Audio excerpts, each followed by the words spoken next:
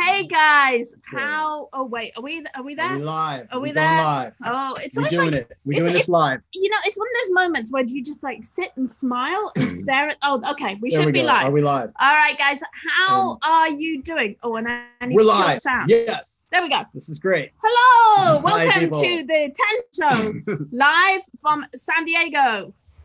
Where are we today? I think we're in somewhere beautiful in Africa. We're on safari. Africa. Ooh, yeah. safari. Well, I don't think we've done Africa. Oh, actually, we did. We did Morocco. Morocco. Okay. Yep. Which is Africa. Mm-hmm. Oh well, never mind. Well, we can. What's in the background there? We got some buffaloes. I think or something? they're like buffaloes. Bulls? Yeah. Some horns. Yeah, they have buffalo in Africa, right? I should know this, but I don't. Yay, there's Honey. We were going to bring Honey, our Labrador, in as a special guest, but she didn't want to look at the camera. No. we tried, yeah. And we were like, come and look at the camera, and she was just like, ah. So I'm just a dog. I don't know what to look at. Yeah, I don't think Honey's going to be our special guest this week. Well, we need to get Honey on there. That would be really fun if we had Honey as our guest. Anyway, how are you guys doing? We are super excited to be bringing you the Tangent Show episode 6. Episode 6 already. We have a ton of stuff to get through today. Lots and lots of things. We've got niche hunting. Mm-hmm. We've got our wait, this is last week's. I've got the wrong thing. Oh, you've got the right one. Okay, that's good. Okay. We've got niche hunting, and we have a focus on music this week, which is pretty cool.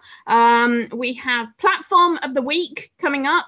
And guys, you have to stay tuned for platform of the week because it is a killer one this week.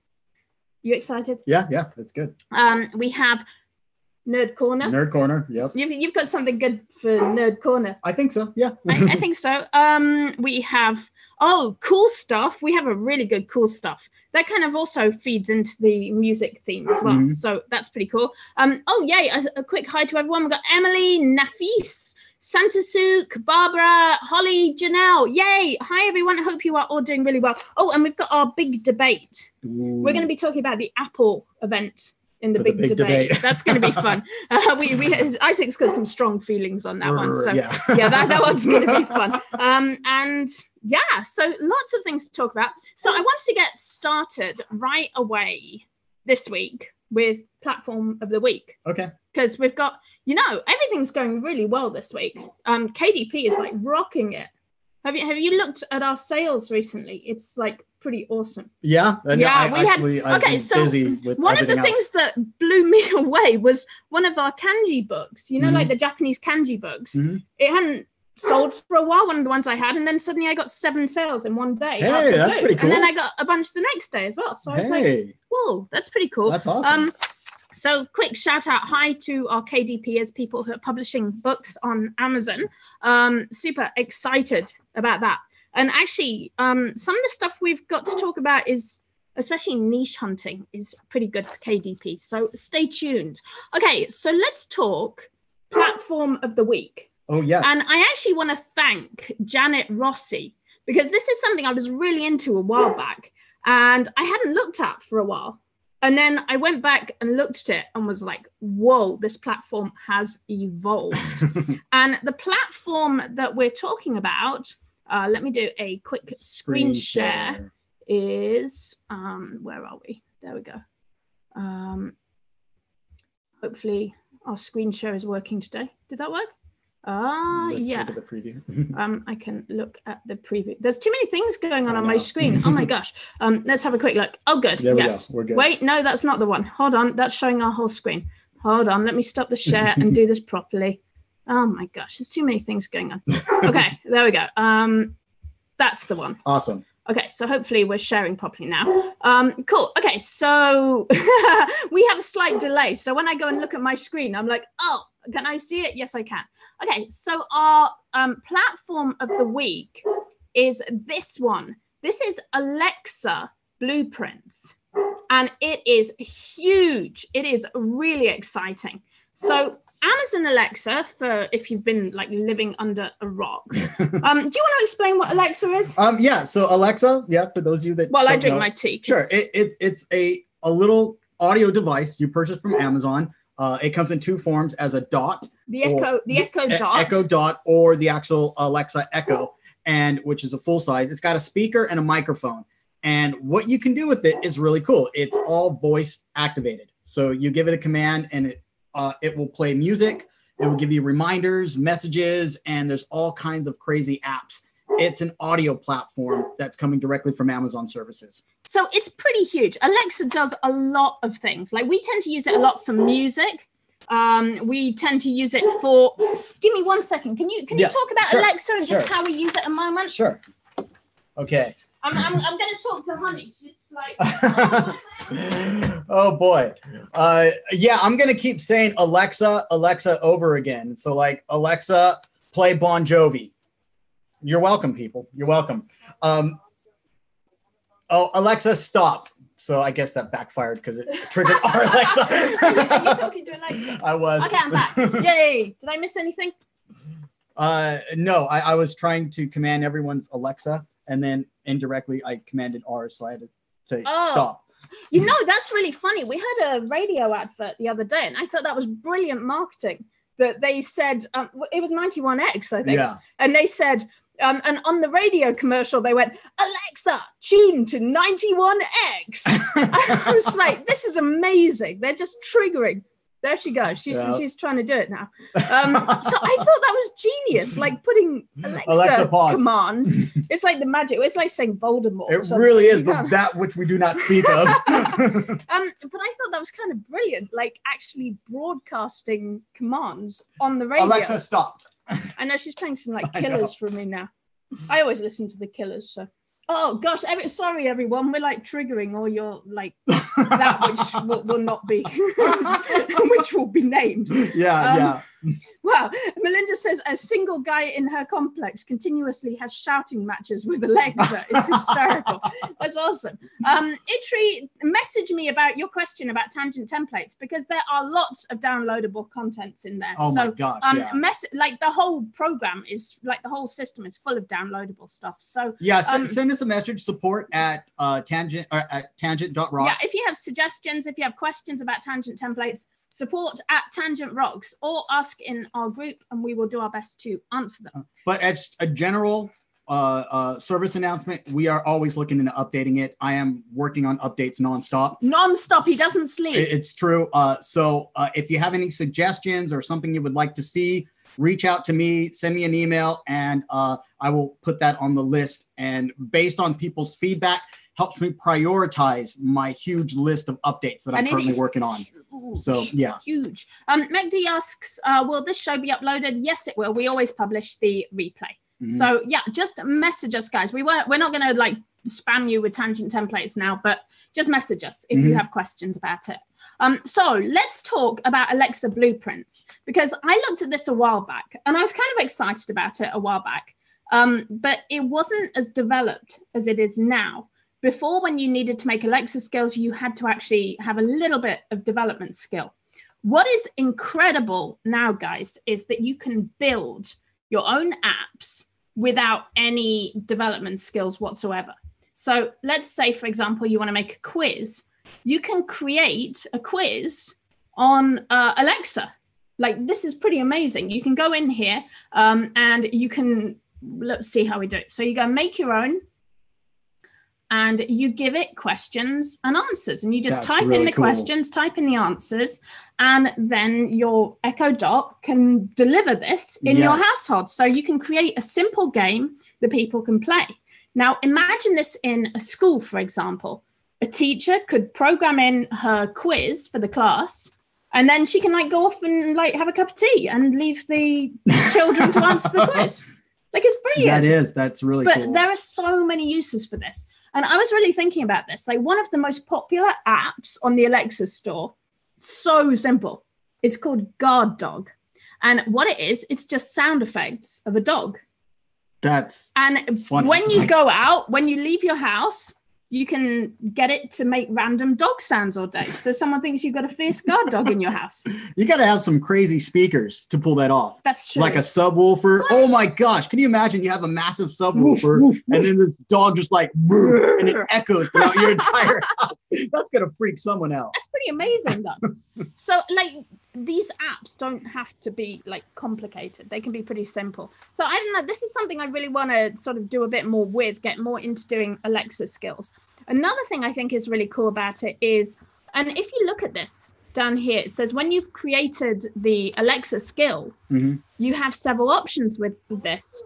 I think we keep triggering it. I'm going to need to turn it off. Yeah. You can keep your skill private.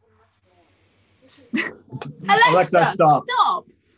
You can keep your skill private, so only your household can use it.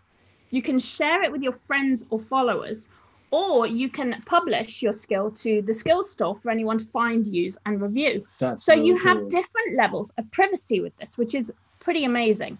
So you can create it just for your family. So if you want to have like family quiz night, or you want to make, I don't know, maybe you want to make an app that sings happy birthday to your child when they wake up in the morning. Like that would be a really simple family skill you can create. Now, sharing it with your friends or followers, that's where we start to see the potential. Really cool. Because you can build skills for your brand. So, for example, I don't know, let's say you sell, I don't know, dog food. You could, or dog treats. You could create skills that remind you to walk the dog, or like feed the dog. Oh, it's time to feed the dog now. And it's funny because this kind of took us back to Triggered. And I don't know, it was like 2 years ago we created Triggered. So Triggered was a free course that Isaac and I put together that is all about building good habits based on triggers. And you can find this by going to triggered.katharyne.com. And the idea is that every day we behave a certain way based off triggers in our life. So a trigger could be the alarm clock going off. And when the alarm clock goes off, you get up and you go on with your day. Yeah. Or maybe you hear the door open and it's like someone come home from work. That's a trigger to go walk into the living room and say, hey, honey, welcome home. Like we're kind of driven by triggers all day long. And the idea of the Triggered course that we put together, which is free, you can go and get it now, if you like. The idea of the Triggered course is that you can create good habits and create positive ways of acting in your day by kind of programming yourself with triggers. So let me see if I've got the ebook here. I think I did have the ebook. Let me log in and grab the ebook. I don't want to watch the video. No. Hold on. There's okay. So you got this ebook that we put together, and this actually has a list of triggers. It's a long book, right? So we spent some time writing this. It has a list of triggers. So these are kind of triggers that you can have, like when you are sitting at a red light in your car, for example. That's a trigger. And what you could do while you're sitting at a red light, you could say a positive affirmation. Okay. Or you could practice your elevator pitch. Or you could floss your teeth. Floss your teeth. I don't think you want to floss your teeth at a red light. Yeah. But a trigger could also be something like you feel tense. Then you can be aware of that. Oh, I'm feeling tense right now. What shall I do? I'm going to stretch or drink a cup of tea. So I think that you can use your Echo Dot and your skills as triggers. That's really cool. To encourage certain behaviors. And if you have a brand or a product, you could totally get your customers to interact more with your product. So if you create, I don't know, toothbrushes, then you could have an app or a skill that says, okay, this is a toothbrushing timer. Like it takes, I don't know how long you're supposed to brush your teeth for, like 2 minutes or something. Yeah. So you could set your toothbrushing timer for 2 minutes. And that would be like an app that supports your product. That's really good. So it tells you when to start brushing your teeth, and then it'll tell you when to stop. Okay, time's up. You can stop now. Yeah. So these skills are a really cool way to kind of market your brand, your product, give something extra to your customers and build customer loyalty. That's really cool. I think that's the bigger thing when they say you can give this skill to your followers. That's pretty huge. But it doesn't stop there. Yes. Because what you can also do is put your skill in the Alexa skills store. So what that means potentially is money. Like it's publicity for one, but also it's potentially money. Now they're a little bit cagey about the payment system. They haven't worked that out yet. Well, you can get paid, but you get paid based on the popularity of your app. And so it is possible to monetize this. They are working on more rewards, more monetary rewards for creating apps. But this is a platform to watch. Like you can create skills that will run on any Echo device, and that you can give them away free to your family, to your followers, and potentially put them in the skills store for the public to use. Yes. Now the big thing, Google has Google Home. Apple, they came up with their product called Apple Pod, I believe. And so other companies are trying to catch up to what Amazon has done with the Alexa platform. But Amazon is hands down the best platform, the audio platform. And they've made the Alexa Dot so affordable that now a lot of households now have it. We have like 7. Yeah, we have like 7 of these devices in our house.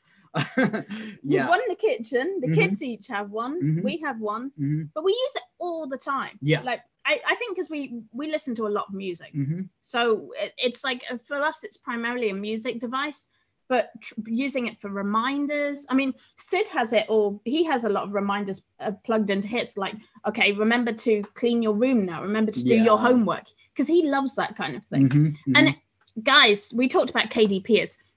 If you're a KDPer, you're into things like planners, bullet journals, you can totally use Echo Dot Alexa skills as a supplement to your bullet journals, to your planners. You can, like, for example, in the back of your planner, for example, you could have a list of reminders that people could put into their Alexa. Or you could that's really cool. You can make a skill that goes with your planner. So that the stuff you write in your planner, you could have it spoken out to you or read out to you. Yes, that's really cool. So it adds, more value to your product, to your book. Isn't that huge? That's really cool. So, okay, so our platform for this week is the Amazon Blueprints, the Skill Blueprints. So it's another Amazon platform. We know, like, the smart money is always sort of stick with Amazon and see what they're doing. But we think this is growing in popularity. We think this is going to get bigger and bigger, and it's a chance to still get in on the ground floor. There's so many options here with this. I'm thinking we need to do more. We have some ideas. We have more ideas with this. So watch this space, because we think Alexa is where it's at. Yeah. So yay! Okay, that was our platform of the week. So I had a quick one. I got another bobcat. Another one. Are we ready for this? Okay, let's see what you got this time. So every week we open parcels from Bobcat in a Box, which is my personal shopping robot that buys things that it thinks I will like based on the keywords I give it. Are we ready for this? I'm not holding out a lot of hope for this one. It was a +1 last week. I had a microfiber cloth. Yeah. You had a microfiber cloth that I used. This seems very similar, actually. This is. I don't know what this is. It kind of looks like a panty liner. What is this? It says it is a sweat absorbent. A sweat absorbent. It is a sweat absorbent. Where does it go? Maybe I shouldn't ask. I don't think. Are you opening it? I'm opening. I'm scared now. Whoa! There's 2 of them. There's 2. And they stick on. If you know where this is supposed to go, I have no idea. I don't know. Stick it on your head. Your head. I don't know. Maybe it goes in your shoes. That's it. I feel like shoes is the most likely option. Anyway, yay, Bobcat in a box. This is the future of automation. So I don't know if I have a lot of faith in. How long are you going to keep paying for this? I know, I pay $20 a month just so they can send me sweat absorbent things. That's great. Wow. That's a good use of $20 a month. I see that. No, I got a Pokemon knockoff necklace as well. Oh yeah, that's right. I remember that. Oh, Barbara Acock says it goes under your arms. Oh, that's what it is. Oh, there's Katharyne. Hey, Katharyne. That's our good friend Katharyne. Okay. Yay. So let me answer one. Barbara Acock, the fonts. Yes, I am adding more fonts. So I just wanted to wait, what? To tangent templates or dynamic templates. Yes, I am working on it. update hopefully in the next couple of days. So I'll leave it at that. Sorry. Deborah said switch the screen back. Thank you, Deborah. Yeah, no, this is what we were talking about. So I'm not really sure. I guess your armpits. That's what Barbara says. I think she's right. Okay, so let's moving swiftly on. Okay, what else do we have to talk about? Okay, we've got music, right? Niche hunting. Yes. Okay, so we're going with a music theme this week. So we were going to talk about niche hunting. So I've got to find the thing again. Oh my gosh, it's all so technical. There we go. Is that the right screen? Nope. No, that's the wrong screen. Okay, that's the right screen. Is that the right screen? That's the right screen. It's not the Alexa screen. Why is it doing that? No, that's right. That's right, because I've just got to move it. No, we're good. That was the right one. Wow, it's so professional. We should really edit these when they go on. Okay, so this was our niche. Oh, wait, no, that's cool stuff. Okay, let's do cool stuff as we're there. Okay, so cool stuff this week. We wanted to talk. Well, I thought this was really, really interesting. I read an article on this this week, and it's called Just Add Spotify. So I thought this was pretty cool. The idea of this is a new marketing campaign by Spotify. And we talked a little bit about Spotify, I think in maybe the first or second episode of the Tangent Show, because one of the interesting things that's happening is a lot of companies and businesses are creating Spotify playlists to complement their products. And this kind of goes exactly with what we were just talking about skills, the Alexa skills, and how you can create reminders, you can create apps to go with your products. And for example, this is actually, you know who's using this the most? Who? Dispensaries. Oh, they really? are so we live in California, we live in San Diego, and everywhere there are billboards for all the local dispensaries.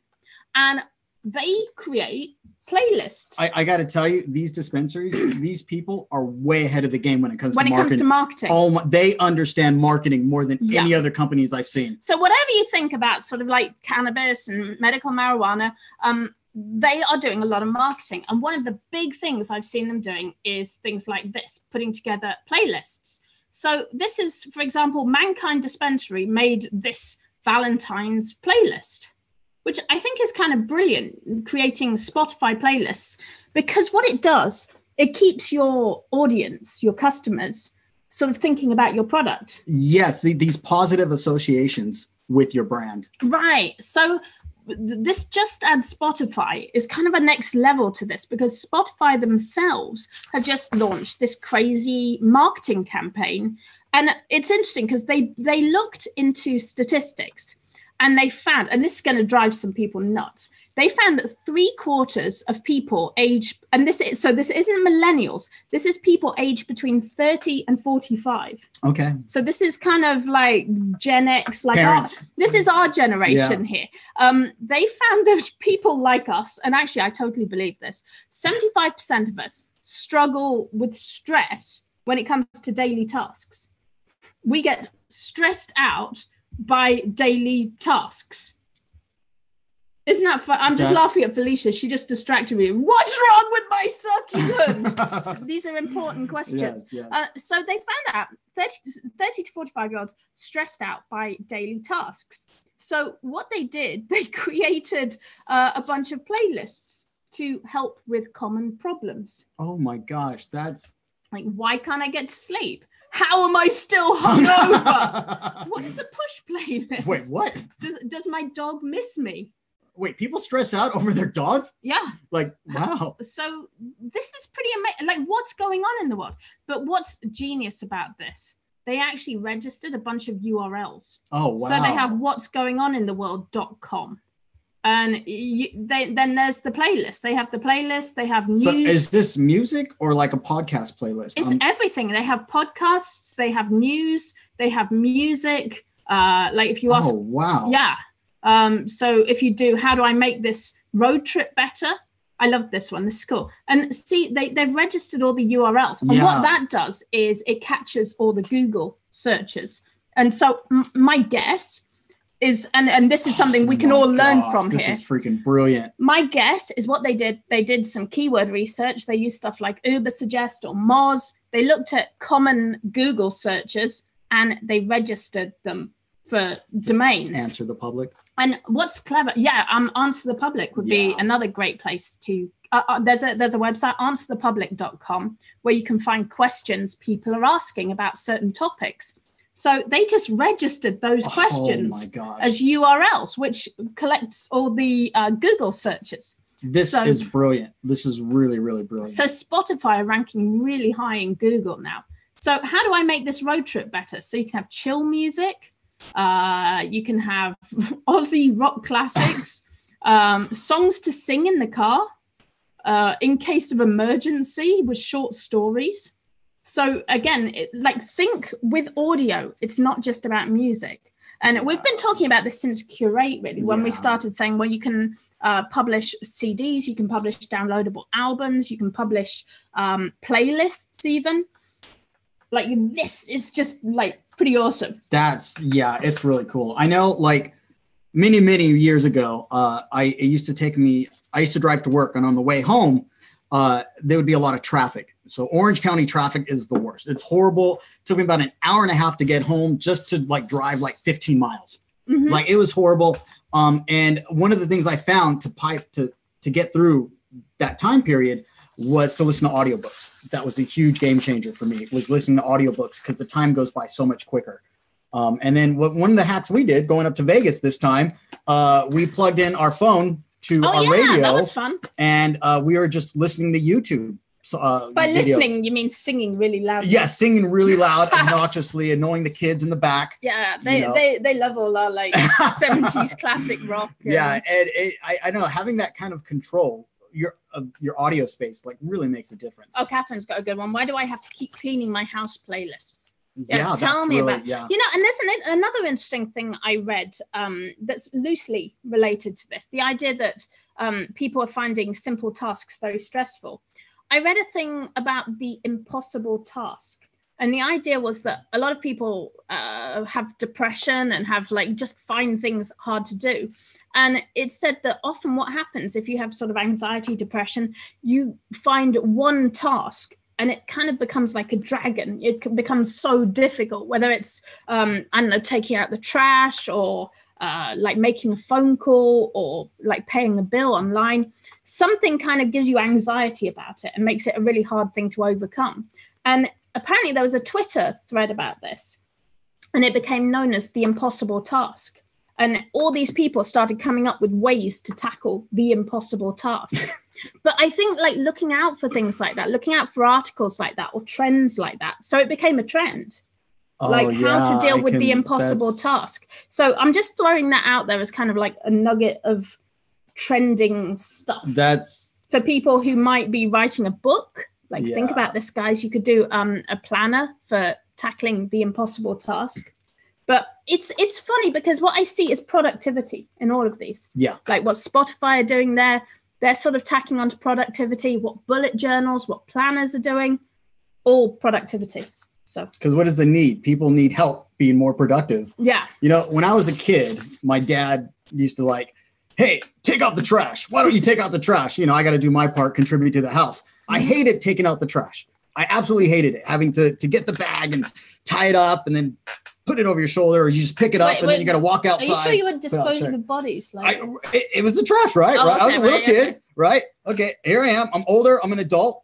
I still hate taking out the trash. Hey, nothing has changed. You haven't taken out the trash. I know. I haven't done it yet. And it's causing me a bit of anxiety just looking at it. Right. It's like, I got to take it out. That's the impossible task. Spotify, where are you? Come on. I need that playlist. We can get through this. We can do this together, Spotify. Playlist. Yes. Oh, you know what? Though? You could do that. You could have the impossible task playlist and you could play like The Eye of the Tiger and lose yourself and all these like fun. Yeah. Wow.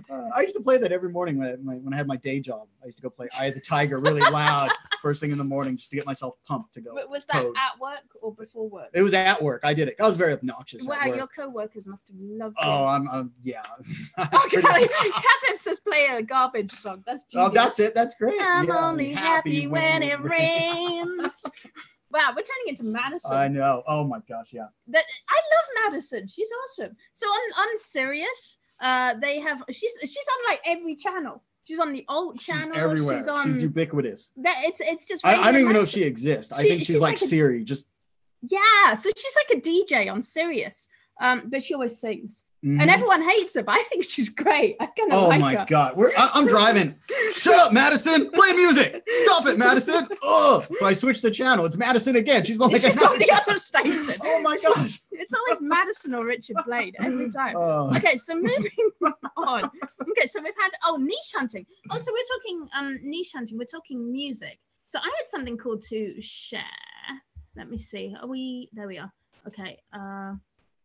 So I think this is something really cool I discovered this week. What is this? Or rediscovered, I think. I think I found this before, but it's called musicmap.info. Okay. So you look at this and you go, okay, there's all the genres of music. So you got industrial, metal, rock and roll, golden age. Let's do punk. No. Okay, you want to do punk? Yeah. You ready for this? Yeah. So this is where the magic happens. So you start zooming in. It's a bit tricky because I got so much running on this computer. There we go. Start zooming in. Check it out. Whoa. You got horror punk, psychobilly. Whoa. New wave. All the different post-punk. Anarcho-punk, crust, D-beat. Oh my punk God. rock. All the subgenres of punk. I don't know how far in we can go. It looks like there might be more there.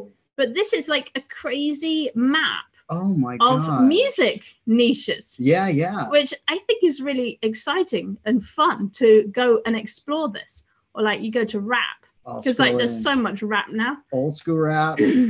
Miami bass and bounce. Freestyle and breakdancing. Jazz rap. Yeah, and it's fun because it kind of goes into how things start connecting together. Like trip hop.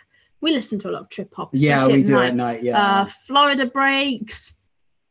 Jungle, old school jungle. But I thought this was like such a fun way to go find some genres of music. And you can see how they're all connected together too. And you gave me a great idea because you said one thing you like to do with music, if you're creating like a journal for music people, or you're creating some kind of product. Oh, look at this. I didn't realize this. It also has a timeline. The timeline. So you can go down to the bottom and see what's most current. That's pretty fun as well. But one thing you said is like you just go and look up the artwork, and I thought that was a great idea. Like I typed in ragga, and it's like you can really see the style. Sorry, there's probably going to be a lot of boobs because it's ragga. There we go. But I think it's pretty neat. Like it's really weird. Like these when you drill down a musical niche, you find that like they have artwork that wraps around that niche. And so, it's really crazy, the connection between the visual arts and the music, and that creates this kind of subculture. But and then we were talking about music earlier, and we said the thing with music is that you can kind of tell a lot about how people live and what they enjoy by the music they listen to. Like you can kind of see like, if someone's wearing like loads of denim, the chances are they're into like country. Oh yeah. Or if they're wearing like sports gear, that tends to be more like hip hop and rap. I had a few friends. I know there was a movement in Orange County of greasers, and they're into like hillbilly or rockabilly type stuff. Yeah. And they had the slick back hair. They wear the leather jacket, and they would drive like refurbished cars from like the 50s. Whoa. And so like cool. and then obviously they're covered with tattoos like sleeves and stuff. And so and they all listen to a very specific type of music. They dress a certain way, and it's really weird. This like culture of people that exists. I'm a victim. That's my thing. That's what, the victim. What's a victim? A victim is a fan of the Killers. So Isaac goes. You said okay. One thing you can always tell because you're into virtual reality. He goes. Everyone has their own thing when they go into virtual reality. Oh yeah. Like what do you look at? You look at like. Apart from naughty ladies. What's my thing in VR? I don't know. I do know. But it's too many stuff to say. Okay, but people sort of find their niche. Like Sid likes looking at like cars and pictures of cars and things like that. And I'm like, what's my thing? And you're like, yeah, you're just gonna watch like videos of Brandon Flowers and the Killers. And I was like, yeah, that's legit. Yeah. Well, it's funny. I gave the Oculus Go to my parents, and they what they saw, it was really interesting because. My dad was watching sports. He loves sports, so he was watching it in like VR. It's kind of a new thing. And then my mom was just visiting different places all over the world because she loves to kind of explore. She doesn't physically want to go there, but she's got this curiosity. She's like an armchair traveler. An armchair traveler. So yeah. So yeah, I think that's pretty cool. This whole sort of concept of music. Oh, Deborah says your musical taste is fixed at age 14. I don't know if that's true. That's an interesting one. I think, yeah, I don't know. You've evolved quite I've evolved, yeah. I mean, every now and then I'll put down the music from when I was 14 years old, but on a daily basis, that's not the music I listen to now. I listen to quite a lot of Britpop still, so that's probably true. And the music I listen to today, a lot of the sounds did not exist when I was 14 years old. So well, you listen to some weird stuff. Yeah, and I love it. It's great. If I was 14, I probably would listen to it then. So, yeah. So, okay. So, the other thing I wanted to show quickly, if you're talking about music niches, it's kind of an obvious one, but Billboard is huge. Like, Billboard has so much you can go and browse. It's billboard.com, and it has things like breaking. So you can look at new emerging artists, popular. And this cracked me up. You know who Pink Fong is? Mm-mm. They're the #1 emerging artist. I don't know this. And you don't know. Horrible. You do know who they are. You know who they are? Baby shark, no, that's not. It's the #1 Billboard.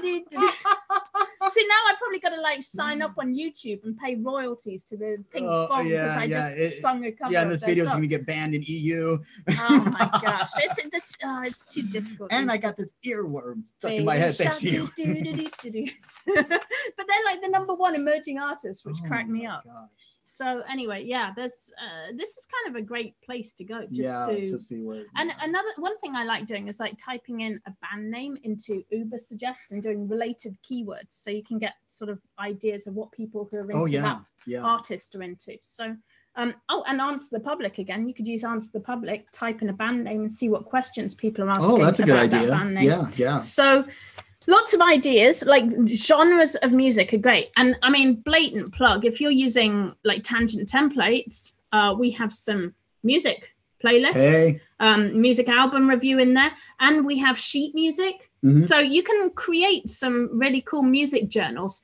But my suggestion with these, like with the album review, with the music playlist, and with the sheet music up there and guitar tabs, niche them. Don't just do like, this is a book to write your sheet music in. Yeah. But do like, this is a composing book for country singers or for country musicians or for ragga musicians or rockabilly musicians. Boom. Because you know what? It's like a guitar pick's a guitar pick, right? They're all this, like, it's a guitar pick's a guitar pick. But people are going to buy something that appeals to them, whether it's got like a skull on it or a cannabis leaf or like a pink Hello Kitty. People buy things because it's geared to them. And so by targeting your books by genre, you're going to get probably more sales than if you just put out like plain boring like composition books. Yes. So one of our courses we have, it's called Cultivate. And it's about building your own brand and using your own skills. It's a good course. It's there's a lot of information in it. One of the things we talk about in that course is creating a customer avatar. So it's a fictional person that you put together, your ideal customer, and you start making products, a collection of products, services, and you build your brand around a customer avatar. I think music is a perfect starting point on creating your customer avatar. I think you're right. I think music says, as I say, music says a lot about people, like what kind of music you listen to. And people sort of dedicate themselves to music at different levels. Like some people listen casually and some people throw themselves at Brandon Flowers, you know? Yeah, or Lindsay. I'm cheating on Lindsay today because I'm wearing my Lindsay Buckingham shirt and I'm talking about Brandon Flowers. So I'm just, my head is spinning. Okay, so music is our niche hunting. So gosh, this is a big playlist today. So we've talked platform of the week. We talked about Alexa blueprints. We talked about our triggered class. We'll put links into that. Yes. We've done niche hunting for music. So we talked about billboard.com and musicmap.info. Let me stop the share there. What else did we do? Oh, and we talked about just add Spotify. That's all about task solving, productivity, and using music to make productivity better. Let me reorganize our desktop. So many things going on. And we talked about, the impossible task. Yes. Okay, so I think it's your moment, Isaac. My moment. Are you ready for, oh my gosh, everything's wobbling. It's like an earthquake. Yes. It's not. It's just Isaac getting up. Oh, you've got props. I got a prop. Whoa, this is exciting. Okay. So Nerd Corner this week. Today's Nerd Corner I wanted to talk about is our Philips Hue bulb.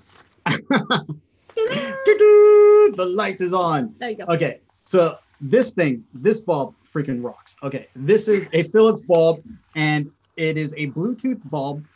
We have 8 of them in our kitchen. We have 2 of them in our hallways, and we have 1 in our bedroom. You know, someone's going to rob our house now. They're like, you guys have got 7 Echo Dots and 8 smart light bulbs. Yes. We have a fierce dog, okay? And not just like a fake one. We've got a real one. So, who's camera shy. Yeah.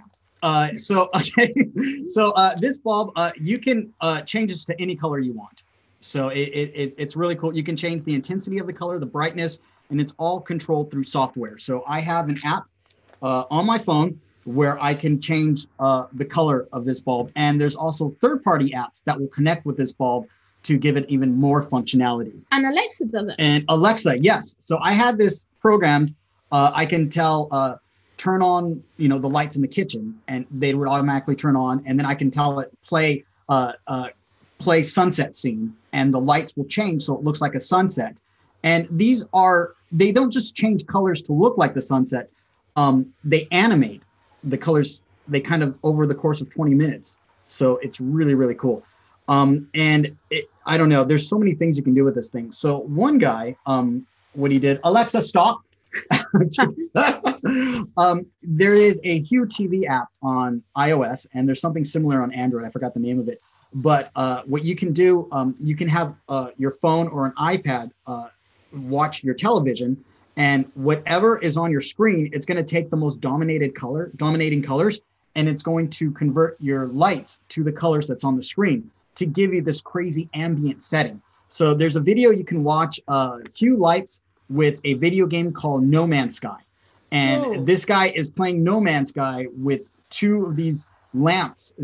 He has lamps with these bulbs in them, and you can see the ambient light of the room changes based on where he's at in the game.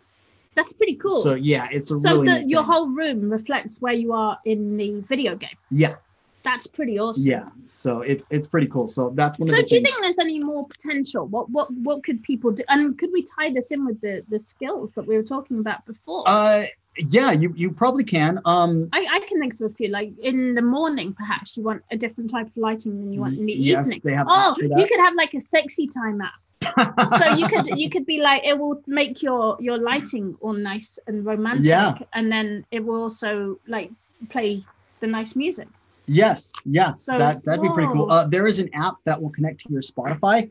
So whatever Spotify you're playing, the lights will move like a dance club. They will sync with the music that you're playing on your Spotify list. That's pretty cool. So yeah, it's really neat. So Hue light bulbs is your nerd corner for this. Actually we almost had a second nerd corner, but we decided to turn it into a debate instead, because I said, Isaac, so this was funny. I was like, Isaac, you know what you should do for nerd corner? You should do the big Apple event, because Apple had their big event this week and launched a bunch of stuff. And Isaac's like, no, I will not do that. No, I was very angry and upset by the Apple. What? No, this is like, the people need to know that you didn't want to do it. So I said, okay, we should debate this. And I think what it came down to was we wanted to debate products versus services. And for the people who watch this show tend to be entrepreneurs, business people, people working on their business ideas or creating things.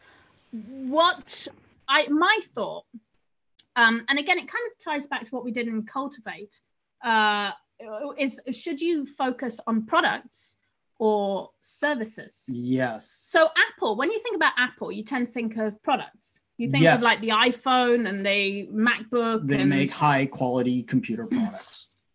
But now, so what were your thoughts on the Apple event? Can you just kind of very briefly recap what happened? So they did something very different this time. First off, they did have a bunch of product updates, but they announced them about a day or 2 before the event. And so, which means that by the time the event happens, they didn't even mention their product updates. That's weird. Yeah, because they had a lot of other things to talk about. This event was primarily focused on services, and boy, are they like really going hardcore into services. And I'll just go over a quick list of the services they're having. Yeah, because I get it. So they introduced an Apple credit card. Oh, that's which cool. I think is kind of cool. And the big thing with that is there's no numbers on the credit card because they said so numbers. How does that work? It has the chip base or it connects to your phone. So if you were like, if I was trying to buy like, I don't know, sexy knickers at Victoria's Secret, how would I do that if I have no numbers on my credit card? You would probably have to do it through an Apple device that will do Apple Pay. So you see what they're doing there. Because, okay, I upgraded to the new iPhone and I'm actually, it kind of bugs me because, well, I know, and this sounds like totally first world problems, but my other iPhone, it had the fingerprinting thingy.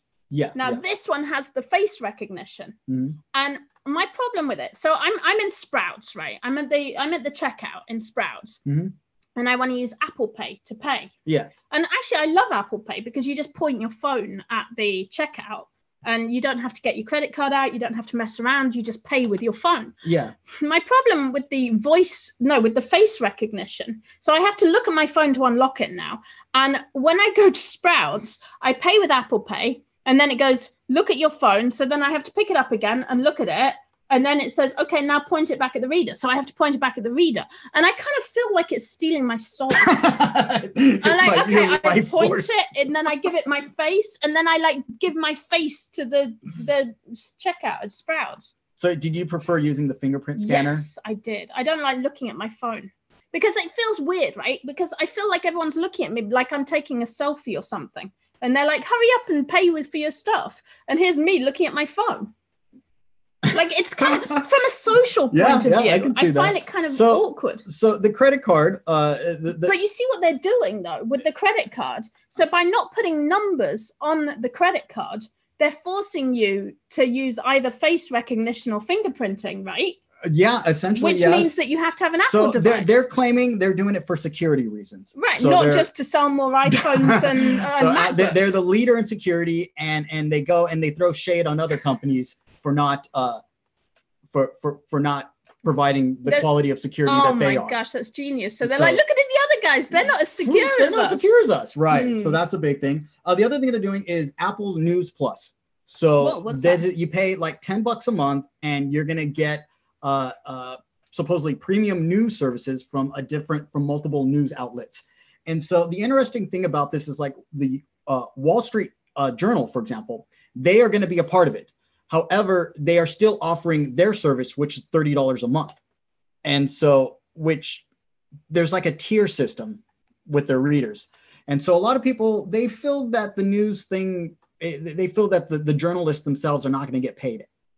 With this service. I think journalists are having a hard time. It is a very tricky thing getting quality information, accurate information. And I mean, we have friends who are journalists, and it's just like it's a hard profession now because everyone's kind of writing and taking pictures of things, and it's kind of slipped away from being professional to being more like current and fast. Yes. Now, in 2011, Steve Jobs mentioned that part of his reason for the iPad was that he didn't want us to become a nation of bloggers where everyone gets their news through blogging.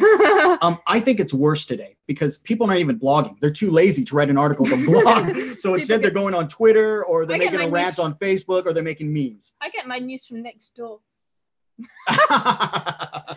Right. So so I saw Jennifer Aniston on the Apple event. We're gonna get there. We're gonna get there.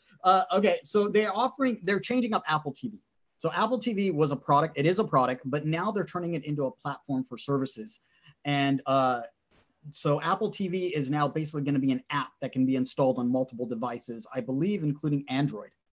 Oh. So I can watch Apple TV. I don't want to watch TV. I don't even watch TV. Well, this is going to bring to one of my points. Right. On top of Apple TV, which they feel it's the greatest thing, it's the platform to stream premium music. On top of that, they're offering Apple TV Plus. And Apple TV Plus is where you pay extra for their premium content. So they are now going to be a content provider. And they had a bunch of movie stars. And so there's a couple of things like I don't know. I feel like Netflix and Hulu and they've already done it all. And Amazon has TV as well. They have a lot of streaming TV. So it seems like they're running a bit late to the party. Very late. They seem really out of tune. In my opinion, really out of tune. So I wasn't feeling any of it. But what I think is interesting, and this kind of the more I was thinking about this idea, because we're talking products versus services and how you think of Apple as being about products. I feel there's another element to this, which is content. So I feel that in Cultivate, when we created the Cultivate course, which talks about sort of really how to create a business, how to market a business, and how to put together a product range for your business, what I started realizing is there's not that much of a difference between products and services on some level. Yeah. And often the two intertwine. Like, for example, if you create, I don't know, let's say you build, let's start with a product idea, like you create yoga mats, and that's your thing. So, okay, you're selling your yoga mats, you're selling your yoga weights. The most obvious thing to do is then to create videos or to create a course or to create music that goes with it. And before you know it, you start having sort of services, subscriptions, things that people can sort of, and free stuff, like Spotify playlists, like Alexa skills, that kind of support your product. And you kind of nailed it when we were talking about this earlier, because you said, well, it's all about audience building. And I think the thing is now, it's not enough to just put out a product. You kind of want to build a fan club. You want to build an audience for your product or for your services. And I think the way you do that is through content. Yes. And particularly through stories. And what really stood out to me, because I was kind of watching the Apple event over your shoulder, what stood out to me was they kept talking about stories. Yes. And they kept saying and they've got the video games, which I think you're going to get to, but they really seem focused on putting together video games and TV and news to some extent. And all of those mediums are about stories and putting out stories and telling stories. And they kept emphasizing that. They brought out Steven Spielberg to talk about it. And they were like, oh, what we like doing is telling stories. And I think that's something that's really important to think about, like whatever product you are doing or whatever service you are putting out there, to think about what content you have behind that, whether there's stories, characters, and even if you think about it, it's even like really dumb stuff like Progressive insurance. I just paid my insurance, so I'm like, oh, I'm just thinking about this. And they have Flo, right? She's like a character. So like they kind of like whatever you put out there, you kind of have characters, stories. It makes people more loyal to your brand. It makes people more committed to your brand when there's a face on it, when there's a backstory. Like I love Fleetwood Mac, right? I know Felicia's there. She's like my fellow like Fleetwood Mac fan.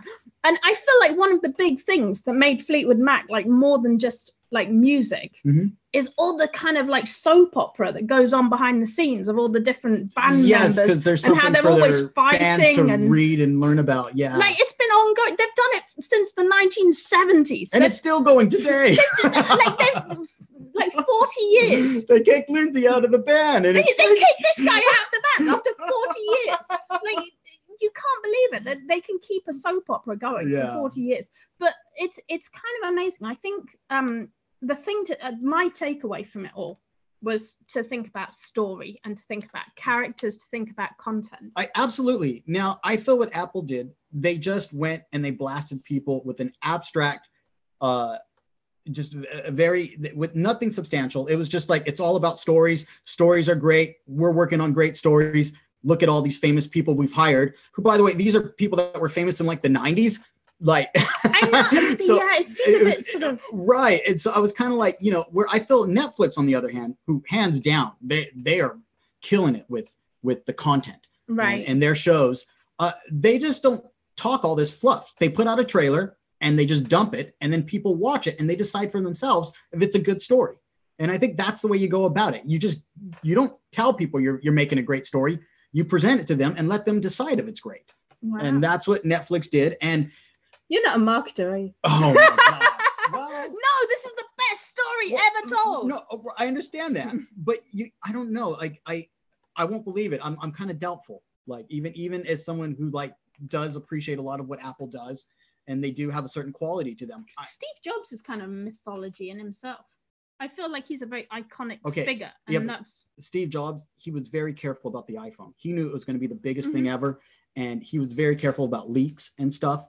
And he tried to hide it. And what he did was, instead of like bragging to people at events saying, we're working on super awesome, they just went and said, boom, here's the iPhone. Yeah. And people were like, what? Oh my gosh. So it was a moment. It was like an event. He understood that. And I don't know. I think you feel Apple have got boring. Well, they have to go into services because, I mean, they got Google, you got Facebook, you got Amazon, and they're using Apple products to promote their own content. And so, which means that they can put out content and then people don't need Apple products as long as they can get the content. That's true. So, yeah. Right. So I don't know. I was kind of on the... So our big debate, we kind of talked about the Apple event, whether you should do products or services. And I think our opinion is kind of both. And also content. Right. I think Netflix, I would pay as a service, but they continually bring out content. Mm-hmm. Right. I think for a lot of other things, especially where Apple's doing, I think products is the way to go personally. I feel better as a consumer. They are, and now this ties in with the next thing. The next thing they're offering is Apple Arcade. So what they're doing is... That looks cool, actually. That actually is really interesting. I think it's like $10 a month, and they have about 100 games. They're curated, and some of these games are going to be exclusive to Apple Arcade. So they're not even going to be available in the App Store. Gaming is huge. It is huge. Like with and it's funny because I feel like as like our generation are becoming the older generation, like we still play video games. Oh yeah. And like we were brought up playing video games. We still play video games. Our kids are playing video games. And I mean, our kids are almost adults and they play video games. And it's like, I think video games are becoming as universal as TV and movies. It's huge. If not it's more so. More so. Yeah, absolutely. Because it's a perfect medium for telling stories. Yeah, it comes back to stories. It really does. And so think about this if you're doing your Alexa things, if you're doing your bullet journals and your planners, keep that idea of story in mind though. And I know I mentioned Janet Rossi earlier. She's in our Create Space group, our KDP Create Space group, and she was the one that suggested blueprints, and it reminded me to go back and look at Alexa blueprints. But the reason was because we were talking about interactive fiction. Oh yeah. And there's a new genre called lit RPG. Lit RPG. Which is stories about RPG worlds. Okay. Which is kind of interesting. And I think there's a lot of places to go with publishing interactive fiction, choose your own adventure, RPGs in book form. Okay. And I think there's a lot of things you can do with the book format. Oh, I've got my book. Let me grab my book. I can share that. The Maze book I was looking at. This is kind of neat. Okay. Oh my gosh, I've got my stuff. I think we're overrunning by an hour. We need to. That's all right. Okay, I have this book which I got, which is really cool because it kind of has a maze. It's called Follow the Thread, and each page you follow the thread, and it has mazes and labyrinths. And the pages change direction and orientation. And I think this kind of thing, these kind of more creative sort of books and different formats are going to grow. That's my prediction. I think you're right. I think, choose your own adventure. Where it's like go to page 30 if you kill the dragon. I think those are just going to keep growing and growing. So I think play with book formats is my other thought. That's pretty cool. So are you going for products or services? What's your going back to that? I don't think there's a difference. Okay, you're saying there's no difference. No. Okay. But I don't know. I mean, I may be biased but look at what we do, right? Sure. So we started off kind of creating content for no real reason. I was just making content. We went from content to services. I was sort of coaching. I was like doing courses, doing classes.